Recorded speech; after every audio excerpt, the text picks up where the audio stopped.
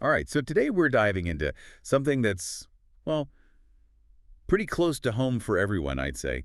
We're talking dairy, but not just any dairy. Not just any dairy, no. This is about as big picture as it gets when it comes to milk. You guys sent in a ton of research on India's dairy industry, and honestly, even just skimming it blew my mind. It's one of those things most people probably don't think twice about where their milk comes from, let alone the global forces at play. Exactly. And get this right off the bat. India is the world's largest milk producer. Did you know that? It's true. For a solid 25 years now, India's been top dog, producing nearly a quarter of the planet's entire milk supply. A quarter.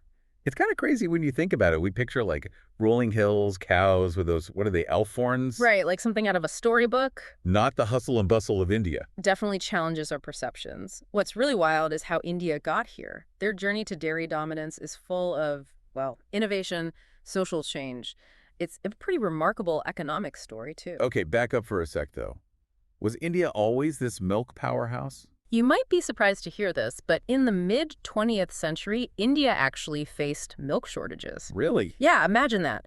The world's now leading milk producer struggling to meet even its own needs. But then something happened, a real turning point. Right, now you've got to tell me more. It all started in the 1970s with something called Operation Flood. Basically, a huge program aimed at transforming their entire dairy scene. What they did was really smart. They went with a cooperative model where small-scale farmers, a lot of them women, could pool resources and work together. So instead of these huge corporate farms, it was more about local communities banding together. Exactly. And the effects were incredible, not just for bumping up milk production, but it totally changed rural communities. Nowadays, you've got a staggering 4.5 million women who are members of these dairy cooperatives. Think about that. That's bigger than some countries' populations. Wow. Talk about strength in numbers, huh? Okay, so we got this amazing story, but let's dig into the data you sent.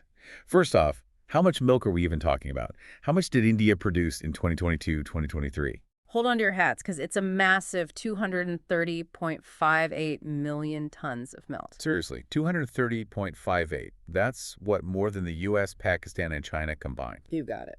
And this isn't just a one-time thing, right? This growth has been pretty steady. Oh, absolutely. We're talking consistent annual growth of 5.85% for almost a decade straight. This shows you how resilient India's dairy sector is, even with everything happening globally. Those numbers are crazy impressive.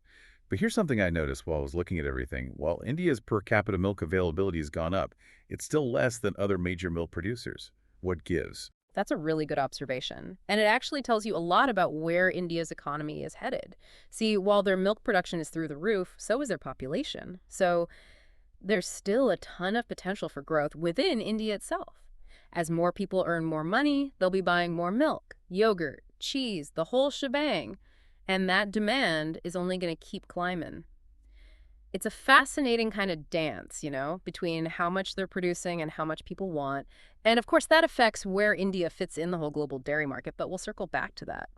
Definitely. Okay, so we've established India's dairy scene is, well, massive. But what's the secret sauce? Yeah. It's got to be more than just, having a bunch of cows. Right. It's the whole system. I mean, for one thing, the government's all in. Initiatives like their National Dairy Plan are a big deal. They're providing the infrastructure, the tech, even training for farmers. It's all about being more efficient, better quality, all that. So it's helping farmers work smarter, not harder, basically. Oh, exactly. But it's not just the government. Private companies are jumping in too. Tons of investment and innovation happening. They're focused on the processing side, packaging, and then those value-added products, all the fancy stuff people want these days. Yogurt drinks, flavored milk, paneer, all that. Makes sense. Got to keep things interesting, right? Can't just be selling plain milk these days. Yep, variety is key. And of course, this is all happening while India's population is growing like crazy and people have more money to spend, so you've got more people who can afford to buy more dairy. It's a recipe for massive growth. For sure. For sure. It's an inspiring story, but I got to ask, what are the challenges? With growth this big, there's got to be some speed bumps along the way. Oh, absolutely. Every industry has them. One of the big ones India is facing is fragmentation. Basically, you've got all these small-scale producers, which can make it tricky to keep quality consistent compared to those big, mega farms. So making sure the milk is good across the board with so many different folks involved, that's got to be tough. It is definitely a hurdle. And then there's the environmental piece. Sustainability is huge these days, and with an industry this massive, it's a major factor. Yeah, that's something everyone's thinking about. What are the big environmental concerns, and how's India dealing with them? Well, dairy farming in general uses a lot of resources, water, land, the whole nine yards. Plus, there's methane from cows, which isn't great for greenhouse gases, obviously. But India's becoming more aware of these issues. There's a big push now for sustainable practices, which is good news. Good to hear. Good to hear. So what kind of stuff are they doing? Are we talking high-tech solutions or more like back to basics kind of stuff? It's a mix, really. A lot of the cooperatives and private companies are getting really serious about hygiene and quality control, which also helps cut down on waste. Then there's stuff like investing in better cooling and storage, which keeps the milk fresh longer, less spoilage, less energy wasted overall. Oh, and of course, everyone's looking at eco-friendly packaging, ditching the single-use plastic whenever possible. Sounds like they're really trying to tackle those issues head on. So even with the challenges, the future's looking pretty bright for India's dairy. Definitely looking up. They're on track to be a $355 billion industry by 2025. Whoa, that is a lot of milk money. Okay, let me switch gears for a sec. One thing that really jumped out from the data you sent was India's both a huge exporter and a big importer of dairy. Isn't that kind of unusual? It might seem strange, yeah, but it actually makes a lot of sense. You see, India is really good at making certain things like milk powder and butter fat. Those are in high demand all over the globe, but They might not have the, capacity to make every single dairy product out there. So they're kind of picking and choosing, focusing on what they're good at, and then importing the rest. smart, right? Exactly. Like cheese, for instance. India makes a decent amount, don't get me wrong, but they also bring in certain kinds that are, well, either super popular there or stuff they haven't really ramped up production for yet. Makes sense. Got to play your strengths, right? No. Just like any business. Right. It's about finding their place in the global market, not just being the biggest, but being smart about it. Absolutely. Now, you also included some stuff on Karnataka, which I guess is one of India's top milk-producing states. What'd you make of all that? Karnataka is really interesting because it's almost like a mini India when it comes to dairy. Their market's exploding, should be growing something like 12.8% every year until 2032. Whoa, even faster than the whole country's average. What's their secret? Well, they've got this thing called the Karnataka Milk Federation, KMF for short.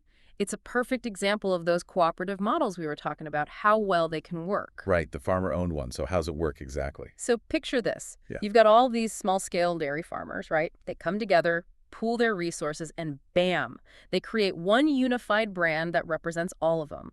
That's KMF. There's that strength in numbers thing again.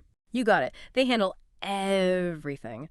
Collecting the milk, processing, marketing, getting it out there to stores. And they make sure the farmers get paid fairly, that the quality's top-notch for consumers. It's the whole package. And it seems to be working, if those projections are anything to go by. Oh, yeah, it's a real success story. They started local, but now KMF's a household name. Kind of like India itself, going from zero to hero in the dairy world. Just goes to show you, when you work together, get creative, focus on both the farmers and the folks buying the milk, well, great things happen. Love it, love it. All right, so we've covered a ton of ground today, from those days when India didn't have enough milk to now being a total dairy superstar. Any final thoughts for our listeners before we wrap up this, what was it, utterly fascinating deep dive? Here's something to chew on. The world's population's only going up, right? Which means more and more demand for dairy. The big question is, how does India, as the top dog, deal with that? How do they keep up, make sure it's sustainable, that everyone benefits, the farmers, the people buying the milk, everyone? It's a tough balance, for sure. Will they stick with those cooperative models that help out the little guy, especially the women farmers?